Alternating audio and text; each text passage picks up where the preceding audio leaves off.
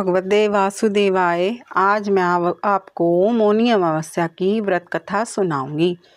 मौनी अमावस्या की कथा को लेकर जो प्रचलित कथा है उसके अनुसार प्राचीन काल में एक ब्राह्मण परिवार कांचीपुरी में रहता था।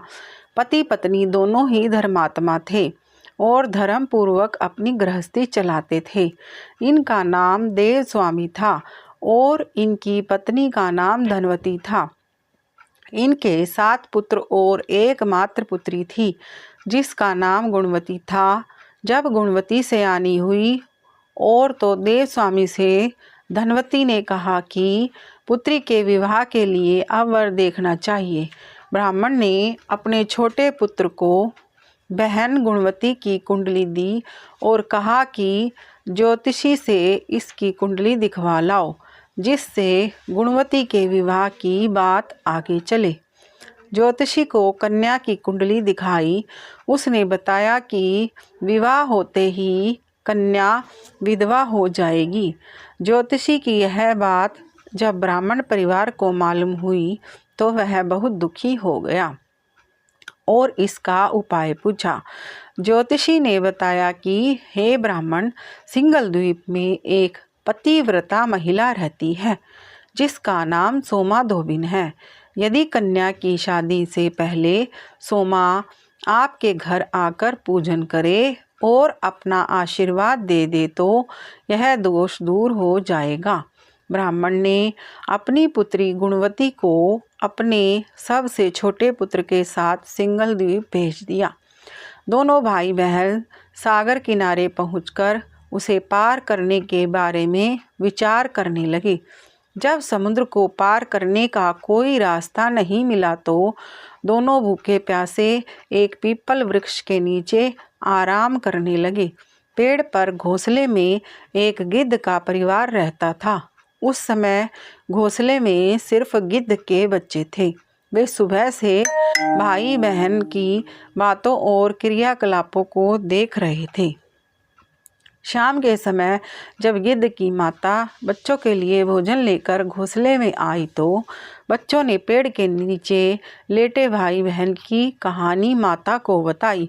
उनकी बातें सुनकर गिद्ध की माता को दोनों भाई बहनों पर दया आई और बच्चों के कहने से उसने कहा कि तुम लोग अब चिंता मत करो, मैं इन्हें सागर पार करवा दूंगी। बच्चों ने माता की बातों को सुनकर खुशी खुशी भोजन ग्रहण किया। गिद्ध की माता बच्चों को भोजन करवाकर दोनों भाई बहनों के पास आई और बोली कि मैंने आपकी समस्याओं को जान लिया है। आप चिंता मत कीजिए, आपकी समस्या का निदान मैं कर दूंगी और आपको सोमा धोबन के पास पहुंचा दूंगी। गिद्ध की बातों को सुनकर दोनों भाई बहनों का मन आनंदित हो गया और उन्होंने वन में मौजूद कंदमूल को खाकर रात काट ली। सुबह होते ही गिद्ध ने दोनों भाई बहनों को समुद्र पार करवा दिया और सिंघल द्वीप में सोमा धोबिन के घर के पास पहुंचा दिया। गुणवती सोमा धोबन के घर के पास छुपकर रहने लगी। हर दिन सुबह होने से पहले गुणवती सोमा का घर लीप दिया करती थी। एक दिन सोमा ने अपनी बहुओं से पूछा कि प्रतिदिन सुबह हमारा घर कौन लीपता है। बहुओं ने प्रशंसा के लोभ से कहा कि हमारे अलावा यह काम और कौन करेगा।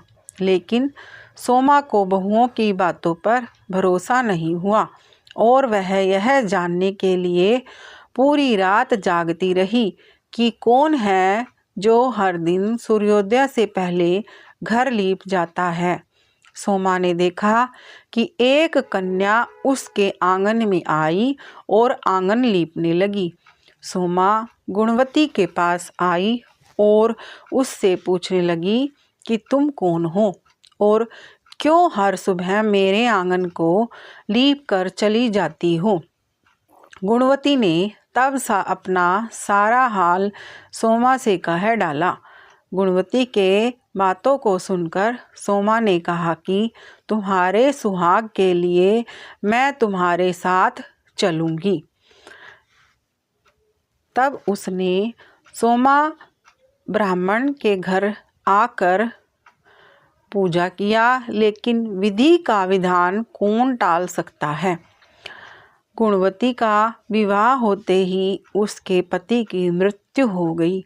गुणवती का विवाह तब गुणवती ने पुण्य सारा उसको दान कर दिया। सोमाधवन ने सोमा के पुण्य से गुणवती का पति जीवित हो गया, लेकिन पुण्यों की कमी से सोमा के पति और बेटे की मृत्यु हो गई।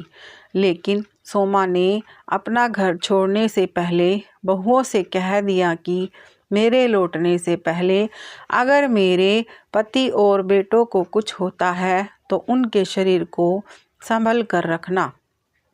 बहुओं ने सास की आज्ञा को मानकर सभी के शरीर को संभाल कर रखा।